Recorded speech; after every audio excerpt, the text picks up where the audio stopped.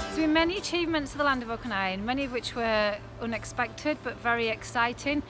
We've had over 11,500 people attend our events and activities. We've had volunteers collectively contributing an astounding 21 full-time equivalent working years to making things happen. We've had over 140 hectares of really special biodiversity sites and heritage sites enhanced and protected for the future. And going forwards, we've had commitment by partners to continue to invest in the area, a total of over £700,000 over the next 5 years. I've been volunteering for about 4 years with the Land of Oak and Iron projects, and 2 years ago I joined the board. I'm currently chair of the newly formed Land of Oak and Iron Trust. The Trust's purpose is to carry on some of the volunteer work that the projects and the current programme has been delivering. We have a number of activities going on. The other good part of being involved with the Land of Oak and Iron is all the new friends I've made, seeing the enthusiasm and the passion that they have for the projects that they work on and the knowledge that they hold in their heads. And that's what we've got to get to grips with, get that out to the local community and get that seen. In 2018 we were awarded a commission to create a new piece of theatre all about the Land of Oak and Iron.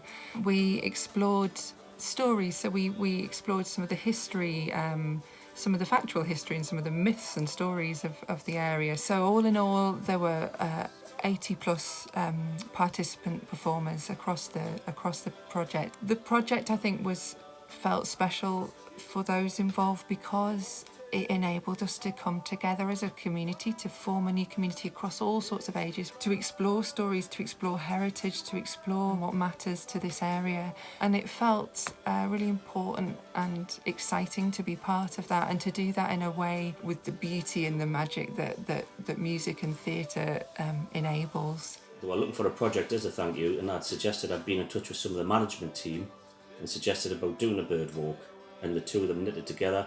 So we delivered the bird walk as a thank you. Apart from working with the staff, which is always a joy, on the bird walks, I think I did a dawn chorus, and we had a few younger members of the public there. It was an absolute joy to see their faces when the birds started to sing. It's a really positive thing that's happening here in the Derwent Valley, and I just hope it has many more years doing what it's been doing well so far. I think my favourite memory, although there are quite a lot of good memories, was the day when we were getting the scything training from John Grundy, and it was absolutely pelting down with rain. But Peter Downs, in his usual enterprising way, arrived, fully kitted out in his own gear. And, as always, it doesn't rain every single second, so we managed to get some scything done. And as I said, that's really paid off in terms of the improvement to our immediate area.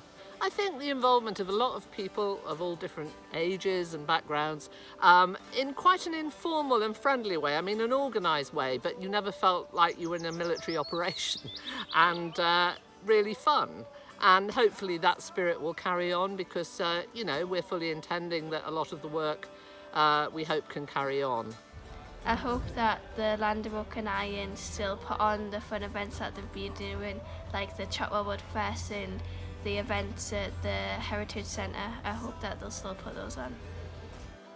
I was involved in the delivery of the Geology and Wildlife Project, where we organised lots of events and opportunities, training sessions and surveys for people that live in the Land of Oak and Iron area to learn more about wildlife species and how to conserve it in their area. My favourite memory of the Land of Oak and Iron project was probably when we were doing a winter tree ID, as you can imagine, in the middle of winter, and it was freezing cold. However, lots of people turned up and we had lots of fun. I've met a lovely bunch of people, from every different background, from every age, and we meet up every week and we go to one wood of many that we go to throughout the Derwent Valley. And we do various projects within those woods. They're mostly ancient woodland. We clear out the undergrowth. We sometimes repair paths or stiles, put steps in places where it's easier for the public to get through the wood. We've done projects down by the river where the fish passes at Shotley Bridge. We've put seats in there and benches, and just generally we tidy the place up and keep it looking really smart. And I think it's a really valuable way of tying communities and landscape together to understand where they come from, to understand how those communities have emerged and evolved and undergone really radical change in the last 100 years. So I think it's fascinating for people to connect together in ways in which they wouldn't normally have done. And so I hope the Land of Oak and Iron legacy will be one of a sort of communal engagement in landscape and history, heritage, and also to be able to express the unity of a landscape. It's fundamentally a very ancient one. There is so much to see. Beautiful landscape, industrial and cultural heritage, and there's a place for a whole family to come and see and have fun. Thank you.